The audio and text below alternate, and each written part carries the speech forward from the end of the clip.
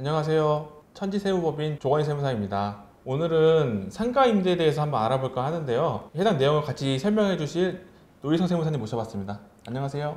네, 안녕하세요. 천지세무법인 인천노년지사에서 근무하고 있는 세무사 노희성입니다. 네, 세무사님. 요즘에 임대 사업에 대해서 문의가 좀 많이 있으신 편인가요? 네, 많아요. 물론 주택 임대에 대해서도 많이 물어보시는데 네. 주변에 보시면 상가도 많이 있잖아요. 네. 그래서 상가 임대에 대한 문의도 최근 많이 들어오고 있습니다. 주위에서 상가 임대를 하시는 분들이 제일 많이 물어보시는 것들을 오늘 좀 질문으로 제가 정리를 좀 해봤는데요. 저희 첫 번째로 주택 임대 같은 경우에는 저희 부가세가 따로 붙지 않잖아요. 네. 근데 이제 상가 임대 같은 경우에는 혹시 어떻게 되는지 부가세 과세 문제가. 네, 이게 아주 기초적인 문제라고 볼 수도 있는데 네.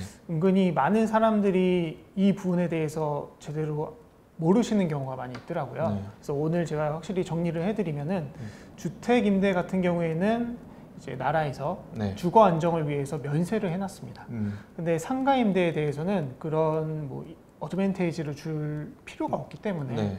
면세가 아닌 과세로 규정을 하고 있습니다. 부가가치세가 이제 과세된다고 말씀하셨는데, 저 상담하러 오시는 분들 보다 보면 그 부가세 없이 하면 안 되냐, 그냥 일반 기본적인 종이 영수증 가지고 하면 뭐 문제 생기냐, 사무실을 얻으러 갔는데 거기 사업자가 없다고 계산서 발행을 못 해준다, 이렇게 얘기를 하는 케이스들이 있어요. 네. 뭐 그러면 뭐 세무적인 이슈가 좀 발생하는 게 있을까요? 아무래도 이 상가 임대를 하시려면은 상가를 사야 되잖아요, 처음에. 그러면 그게 한두 푼이 아니란 말이죠. 네. 근데 상가는 아까 말씀드렸다시피 부가가치세 과세 대상이기 때문에 네. 상가를 구입하실 때는 10%의 부가세를 주고 구입을 하셔야 돼요. 네. 근데 상대방이 뭐 나는 계산서를 발급을 못 해준다, 네. 이런 식으로 나오면은 사는 입장에서는 그 10% 부가세 환급을 받으려면은 증빙이 필요한데 네. 증빙이 없다면은 네. 환급을 못 받게 되는 그런 과세 문제가 과세 발생합니다. 문제가 발생. 그러면 이런 자료들은 무조건 꼭 잘 챙겨야겠네요. 그럼요. 이게 한두 푼도 아니고 적게는 몇 천만 원에서 크게는 몇십억이 될 텐데 이게 세금 계산서 한 장으로 인해서 세금을 돌려받을 수 있느냐 없느냐가 결정되기 때문에 굉장히 중요한 문제죠. 그렇죠. 제가 또 이제 주위에 상담하는 거 보면 부가가치세는 생각도 없이 그냥 건물 상가랑 토지만 양도한다고 막 양도계약서 작성해서 오시는데, 제가 그럼 그분들한테 항상 말씀드리는 게 그럼 부가가치세는 어떻게 하실 거예요? 많이들 제가 다시 물어보거든요. 이제 그러면 그런 부분은 잘 몰랐다 하시는 분들이 많아서 이 부분도 꼭 잘 알고 계셔야 되고, 이 세금계산서 발행이 혹시라도 안 되면 차후에 이제 세무서 조사까지 받을 수 있으니까 이건 꼭 주의를 좀 해주셔야 될 것 같고요. 네. 추가로 또 하나 말씀드리자면은 상가를 뭐 처음 이제 새 건물에 처음 분양받을 수도 있지만 대부분이 이제 남이 하던 거를 사오는 거거든요. 그럴 때는 이제 공인중개사에서 야 이거 포괄량 수도로 하면은 부가세 안 나가, 이런 식으로 해서 그냥 잘 모르는데 그냥 하면 된다니까 포괄량 수도로 해서 계약서 써가지고 오시는 분들이 계세요. 있죠, 많죠. 그렇게 되면은 물론 부가세가 없는 건 맞는데 근데 이게 과연 포괄량 수도가 맞느냐 아니냐에 따라서 또 부가세가 발생될 수도 있고 안 될 수도 있거든요. 맞아요. 그래서 요거까지 제가 이 시간에 말씀드리기에는 너무 내용이 많다 보니까 요거는 다음 기회에 제가 마저 설명드리고 오늘은 그렇게 부동산 계약을 하실 일이 있으시다면은 세금은 세금 전문가에게 상담을 받으시고 결정하시는 게 현명한 선택이실 거라는 말씀을 드리고 싶습니다. 제가 그럼 또 두 가지로 좀 질문을 드릴게, 부가가치세가 이제 과세된다고 하셨는데 그러면 저희가 사업자를 내야 되나요? 상가임대도 어떻게 보면은 수익이 생기는 거잖아요, 사업자로서. 그러면은 이제 부가세법에서는 이 사업을 개시하고 20일 이내에 사업자를 내도록 규정을 하고 있습니다. 20일 이내 사업자를 내야 된다. 네. 사업자 등록을 하는 걸 깜빡하고 이거 기한을 놓치게 되면 혹시 어떻게 되나요? 네, 많은 분들이 요거를 깜빡하시는 경우가 많이 있어요. 왜냐하면 이게 부동산 거래라는 게 신경 쓸 부분이 굉장히 많잖아요. 그러다 보니까 사업자는 이제 깜빡하고 막 늦게 내시는 경우가 있는데 세법에서는 이런 부분까지도 감안을 해서 구제할 수 있는 방안을 이제 내놓고 있습니다. 사업 개시일이 속한 그 과세 기간이 종료된 후에 20일 이내에 사업자를 내게 되면은 사업을 개시한 그 기간에 사용한 비용에 대해서는 부가세 공제를 해주는 그런 규정이 있거든요. 그러면 사업자 등록을 늦게 하더라도 그 과세 기간 내에만 있으면 내가 쓴 돈이 어디 날아가지 않고 부가세 이제 공제라든지 환급이라든지 이런 부분은 적용받을 수 있다라는 말씀이신 거죠? 네, 맞습니다. 여기서 이 과세 기간에 대해서 약간 궁금해하실 분들이 있으실 것 같은데 부가세에서는 과세 기간을 이제 반년으로 정하고 있거든요. 그러니까 1월에서 6월까지가 1기, 7월에서 12월까지가 2기로 정하고 있습니다. 그러니까 내가 만약 오늘 사업을 개시를 했다. 그러면은 오늘은 2기에 속하는 날이잖아요. 그러면은 2기가 종료된 후에 20일 이내, 즉 내년 1월 20일 안에 사업자 등록을 하시면 됩니다. 물론 여기는 늦게 하면은 물론 불이익은 있어요. 그 미등록 가산세가 붙거든요. 그래도 그거를 내시더라도 부가세 공제를 받으시는 게 이득입니다. 제일 유리한 선택이겠네요. 네. 네. 그러면 이제 사업자 등록을 신청을 해야 되는데 또 많이 물어보시는 것 중에 하나가 이거를 일반으로 내야 되냐, 간이로 내야 되냐 이런 것들도 제일 많이 물어보세요. 네. 어떤 게 제일 더 좋을까요? 우선 일반 가세자랑 간이 가세자의 차이를 보시면은 뭐 여기서 구체적으로 설명드릴 수는 없지만 만약 간이 가세자를 하시게 되면은 매번 납부하는 부가세액은 적어지실 거예요. 근데 뭐 결론부터 말씀드리면은 많은 분들이 일반 가세자를 내시거든요. 왜냐? 거기는 두 가지 이유를 들 수가 있는데 먼저 첫 번째로는 건물 같은 경우에는 굉장히 고가의 제품이잖아요.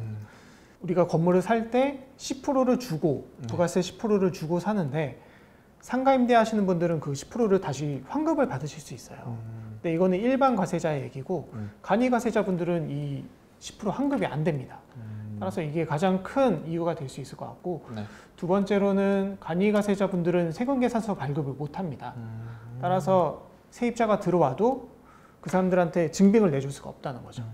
그래서 들어오는 세입자분들이 꺼려 하실 수도 있고 이러한 부분 때문에 간이 가세자보다는 일반 가세자를 많이들 내시는 상황입니다.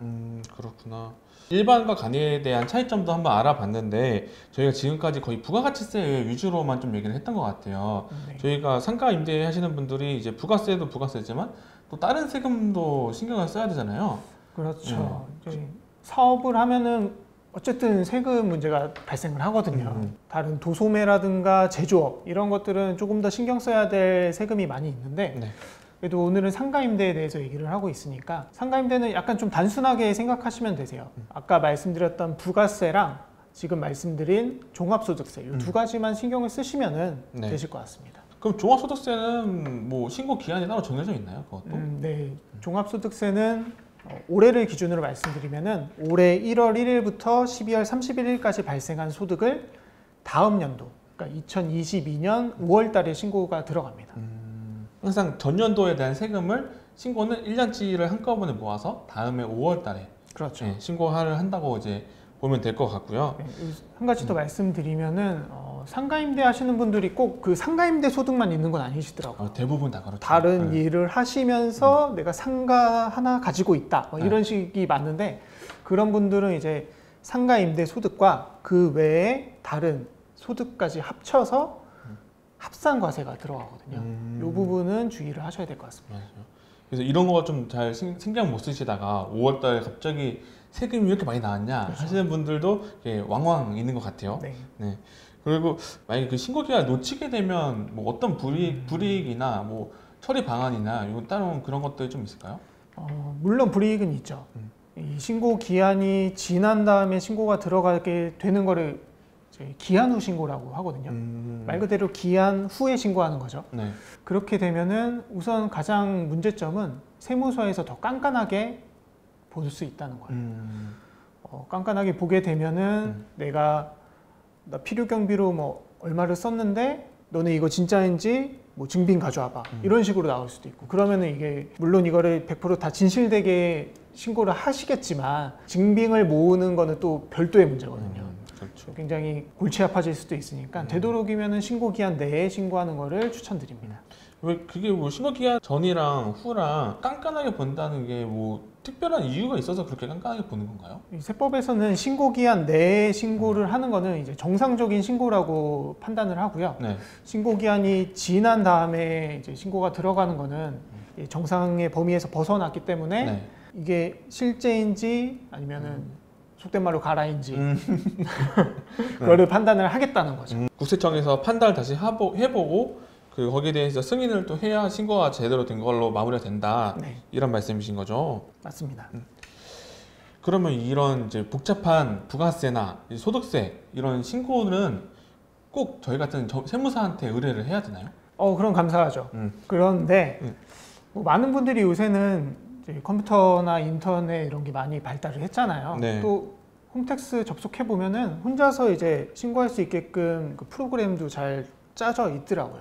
그래서 충분히 혼자서 하실 수 있는데 네. 다만 제가 한 가지 우려되는 사항은 그 혼자서 신고를 하실 때 과연 알맞은 이제 증빙과 또 공제라든가 그런 것들을 충분히 받으시느냐. 만약 제대로 이게 적용이 안 돼서 세금을 적게 내거나 네. 또는 많이 내는 것도 또 문제가 되잖아요.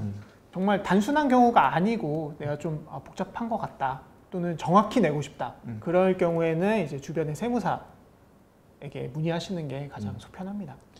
요즘에는 문제 없이 신고하는 게 최고의 절세라는 말도 있으니까 꼭 이제 직접 신고하시는 것보다는 주위에 꼭 도움을 받으셔서 신고하시는 게 앞으로 이제 문제도 없이 뭐 가산세 문제 뭐 이런 문제 없이 잘 처리가 될 거니까 이제 본인이 직접 하시는 것보다는 전문가의 도움을 받으시는 걸 추천드립니다. 이번 시간 어떠셨어요, 세무사님?